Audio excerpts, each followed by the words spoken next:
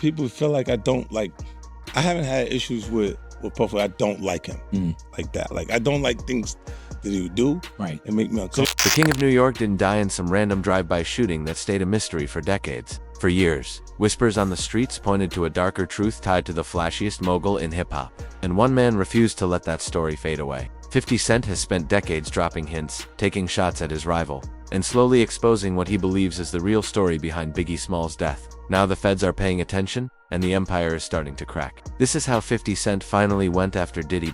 It all started with a wedding that quietly ignited a war. Most people assume this feud was about records, money, or chart positions. But the tension runs much deeper and far more personal. It traces back to a single moment that 50 Cent has never forgotten. The setting was the wedding of music executive Chris Lighty around 2003. It was meant to be a celebration of success and unity in the industry. With every major name in the room, at the time, 50 Cent was building his own empire. While Diddy was already sitting at the top. Everything shifted when Diddy walked up to 50 Cent. According to 50, the conversation had nothing to do with music, business, or even the wedding itself. Instead, Diddy made a request that immediately felt off. He asked 50 Cent to go shopping with him. 50 froze. He stared at Diddy, shocked by what he had just heard. To him, that was something a man might say to a woman he was trying to impress, not to another grown man in the rap game. 50 Cent felt an unsettling energy coming from Diddy.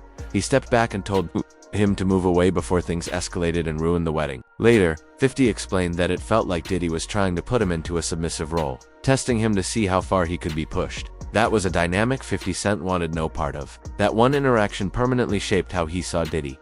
From that point on, he decided he would never hang out with him and would stay far away from those famous Hamptons parties. To 50 Cent, Diddy wasn't a friend or a peer. He was a predator. Over time, 50 watched how Diddy moved around the industry. He saw artists who signed to Bad Boy Records end up broke or trapped in bad situations, while Diddy continued to get richer. He knew Diddy had used ghostwriters on tracks like Let's Get It, and he witnessed firsthand how Diddy operated as a businessman who exploited creative talent. 50 realized that if he wanted to survive in the industry, he had to keep his distance from that energy. But he didn't just walk away. He paid attention. He took notes to understand why 50 Cent calls Diddy dangerous. You have to go back to the blood-soaked streets of the 1990s. The story leads to a quiet meeting at Greenblatt's Deli in Los Angeles. During the height of the East Coast versus West Coast war, tensions were boiling over, and people were dying. According to police investigations and the later confession of Keefe D, a key figure in the Southside Compton Crips, a secret meeting took place at that deli. Keefe D sat down with Diddy and several associates, and the discussion wasn't casual. It wasn't about food, it was about killing. Keefe D told authorities that Diddy was scared, terrified of Suge Knight, the head of Death Row Records. According to his account, Diddy told everyone in the room that Suge Knight and his biggest artist, Tupac Shakur, needed to be taken out. A price was allegedly put on their heads. Keefe D claimed Diddy offered $1 million to make it happen. At that point, this wasn't rap beef anymore. It was a murder-for-hire situation. The Southside Crips took the offer seriously, believing they were about to receive life-changing money. On September 7, 1996, the plan moved forward in Las Vegas. Tupac Shakur was leaving the MGM Grand after the Mike Tyson fight when a white Cadillac pulled up next to his car. Keefe D was in the front seat, and his nephew, Orlando Anderson, was in the back. Gunshots rang out, and Tupac was hit. He died a few days later. But there's one detail 50 Cent has been pointing out for years. The money never came. Keefe D later told police that Diddy never paid the full $1 million he allegedly promised. The Crips carried out the hit, but Diddy allegedly disappeared afterward. To 50 Cent, this was the ultimate betrayal. He sees it as proof of a man who uses street soldiers to handle his dirty work, then abandons them once it's done. That betrayal, in 50's view, is exactly why Keefe D started talking years later. He believed he was owed money and wanted what he felt was promised. There's another name in this story that often gets overlooked, but the streets haven't forgotten it. Eric Von Zip Martin. He was a powerful figure in New York, a known hustler and drug dealer with deep roots in Harlem. According to former LAPD detective Greg Kading, Zip Martin was the link between East Coast power players and West Coast gangs. Kading claims Zip was the middleman Diddy used to pass the gun to the shooters. In other words, Diddy wasn't dealing with random gang members. He was working through Zip as a proxy. Zip had a long-standing connection to Diddy's family. He was close with Diddy's father and later became a mentor figure to Diddy himself. When Diddy needed protection on the West Coast, Zip allegedly introduced him to the Southside Crips. This connection shatters the idea that Diddy was just an innocent music executive who didn't understand the streets. According to 50 Cent, Diddy knew exactly who he was dealing with because he grew up around that world. The warnings were there, but they were ignored. If Tupac's killing was a hit, then the death of the notorious B.I.G. 6 months later was, in 50's eyes, a sacrifice. He believes Diddy knew what was coming and chose not to stop it. Christopher Wallace's death didn't happen out of nowhere. The signs were everywhere. Gene Deal, Diddy's bodyguard at the time, has described that night in chilling detail. He has said Diddy was warned repeatedly. Security teams from the Nation of Islam and street contacts told him Los Angeles was a no-go zone. The streets were hot, and people were looking for blood in retaliation for Tupac. They warned him not to come to LA, and especially not to stay. Biggie didn't want to be there. He was scared and had a bad feeling he couldn't shake. He even had a flight booked to London for a press tour, where he would have been safe. That trip was cancelled. Gene Deal claims Diddy convinced Biggie to stay in Los Angeles, to attend parties and promote the Life After Death album. According to him, Diddy put his artist in harm's way for marketing. The night of March 9, 1997, began as a celebration. Vibe magazine was hosting a packed party at the Peterson Automotive Museum. Smoke filled the air, music blasted, and legends like DJ Quick were in attendance. Party and bullshit echoed through the building, and for a brief moment, everything felt normal. Then the fire marshal shut it down due to overcrowding. Hundreds of people spilled out onto the streets at once, creating a security nightmare. The entourage split into 3 vehicles. This is where things start to look suspicious. Diddy got into the lead car, a white SUV, surrounded by security. Biggie got into the second vehicle, a green GMC Suburban, sitting in the front passenger seat alongside Lil Cease and Dr. O.C. Their car didn't have the same level of protection as Diddy's, as 50 Cent has pointed out. The boss was wrapped in a security bubble while the main target sat exposed in a regular truck. The convoy pulled out. Diddy's SUV sped ahead and caught a yellow light just as it turned red, making it safely through the intersection. Biggie's driver had to stop. The green Suburban was left alone at the red light at Wilshire Boulevard and South Fairfax Avenue, completely exposed. That's when a dark Chevy Impala SS slowly pulled up next to them. The driver was a black man dressed strangely for a hip-hop party. He wore a light blue suit with a bow tie. He looked calm, professional, and deliberate. He glanced over at Biggie and made direct eye contact. This wasn't a random drive-by. This was a hit. The man raised a blue steel 9mm pistol and fired 4 shots through the Suburban's door. Biggie was struck in the chest and hip. 1 bullet tore through his colon, liver, and heart. The shots were precise and efficient. The Impala sped off into the night and vanished. Diddy ran back from his vehicle, but by then, it was already too late. The King of New York was gone. Biggie Smalls died later that night at Cedars-Sinai Medical Center, and the hip-hop world was shattered. But while Biggie was mourned, Diddy survived. More than that, he thrived. In the months that followed, Diddy released the tribute song I'll Be Missing You, which shot straight to #1. Then came his album No Way Out, selling millions of copies and turning him into a global star. 50 Cent. This wasn't a coincidence. He saw a pattern. He believed Diddy turned Biggie's death into fuel for his own rise. That belief showed up years later in 2006, when 50 Cent dropped a song called The Bomb. In the lyrics, he asked the question no one else dared to say out loud. Who shot Biggie Smalls? We don't get them. They going to kill us all. Man. Puffy know who hit that N*********. He called Diddy soft and accused him of being scared of the West Coast. What 50 was really saying was that Diddy knew the hit was coming.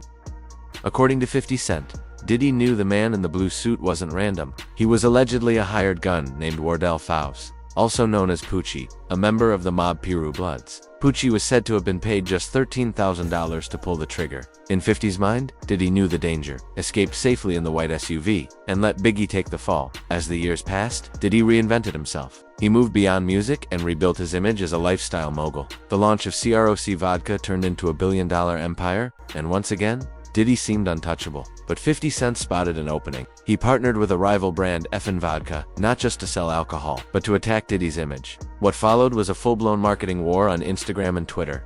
Cent mocked CROC, calling it puffy juice, claiming it was loaded with sugar and gave men headaches. He ridiculed the lifestyle Diddy was selling and used humiliation as his weapon of choice. When Machine Gun Kelly, a bad boy artist, was seen drinking Effin' Vodka, 50 blasted it online. To him, it proved Diddy couldn't even control his own artists. When French Montana tried to defend Diddy by posting a video of himself throwing effin' bottles in the trash, 50 Cent just laughed. He said French only helped his business by buying the vodka in the first place. Every attack turned into a win. 50 was relentless. He posted memes, made jokes about Diddy's behavior, and chipped away at the carefully crafted image Diddy had spent years and millions protecting.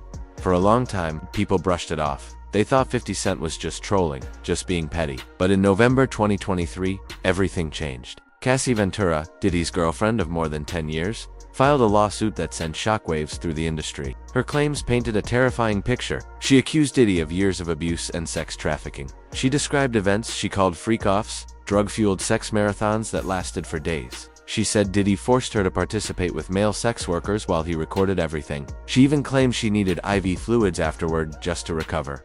Diddy settled the lawsuit in a single day, paying millions to make it disappear. But the damage was already done. The seal had been broken. 50 Cent went straight to social media and said what he'd been waiting years to say. "I told you so." All those jokes, all those warnings about strange energy and uncomfortable parties suddenly made sense. He hadn't been joking. He was trying to warn people. Then came the moment that made it all feel real. On March 25, 2024, Homeland Security agents raided Diddy's mansions in Los Angeles and Miami. The scenes looked unreal, like something pulled straight out of a movie. The empire that once seemed untouchable was finally under siege. Armored vehicles rolled in as agents carrying rifles surrounded the properties. Box after box of evidence was carried out in plain view. 50 Cent shifted into full news reporter mode. He shared footage of Diddy's sons, Justin and King, being led away in handcuffs and captioned it, "The feds don't come like that unless they got a case."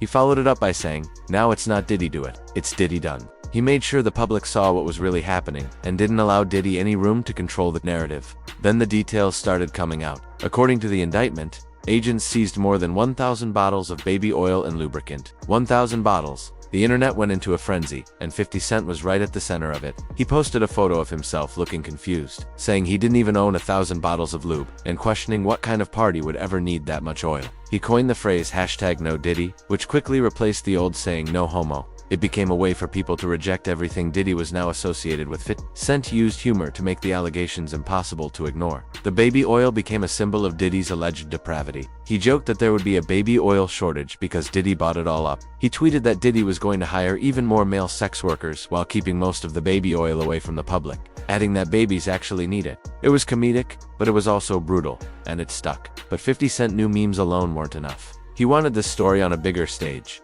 That's when he produced a Netflix documentary titled Sean Combs: The Reckoning. This was his master move. He promised to lay everything out on screen for the world to see. Diddy's team immediately pushed back, trying to shut it down. They claimed 50 Cent had used stolen footage, specifically clips showing Diddy in a hotel room just days before his arrest. In that footage, Diddy appears frantic, speaking urgently on the phone with his lawyers. He sounds desperate, saying they needed someone who had worked in the dirtiest of dirty businesses because they were losing. The implication was clear. Diddy was allegedly looking for propaganda help to save himself. His legal team sent a cease and desist letter, arguing the footage was private and never meant for the public. 50 Cent ignored it. He went on Good Morning America and said Diddy was essentially documenting himself on the road to prison. He insisted the footage was obtained legally and that people deserved to see who Diddy really was. The documentary ties everything together. It includes interviews with Gene Deal and other insiders and draws a straight line from the murder of Biggie Smalls to the freak-offs decades later. The message is that Diddy was always a predator who used people until there was nothing left to take.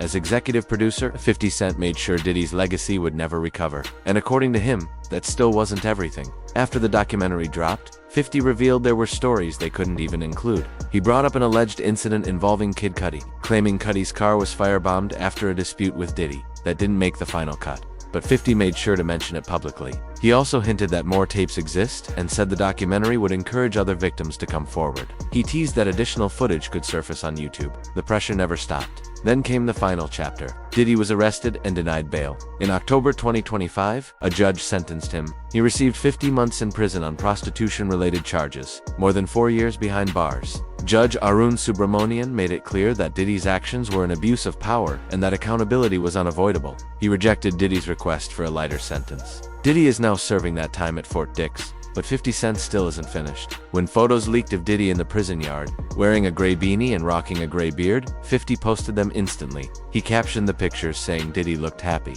He joked, "He looked happy to me with all them handsome men around." He mocked reports claiming Diddy had taken a prison job doing laundry. Then he went even further, saying Diddy had sent him flowers from behind bars. 50 Cent posted a photo of a flower arrangement that showed up at a club he was hosting in Miami. He wrote, "What kind of gay **T is this? Did he send me flowers at Club 11? LOL?" He called it a warning but laughed it off, adding, "I'm 90s grimy. You don't warn me." Diddy's team denied sending the flowers, but by then, it didn't matter. 50 Cent had already owned the internet for the day, and that's how it ends. A feud that started with a strange shopping request at a wedding finished with one man locked in a cell and the other standing untouched. 50 Cent didn't just win a rap beef, he exposed what he believes was a criminal operation. For years he said something wasn't right. He said Puffy knew who killed Biggie. He talked about the strange energy, the uncomfortable behavior, the dark rumors. People laughed it off as jokes and trolling, but they were warnings. In the end, 50 Cent believes he was right. The truth came out piece by piece. The baby oil, the freak-offs, the unpaid bounties, the dirtiest of dirty tactics. The king of petty played the long game, and he won. Diddy is finished, and 50 Cent is the one left telling the story.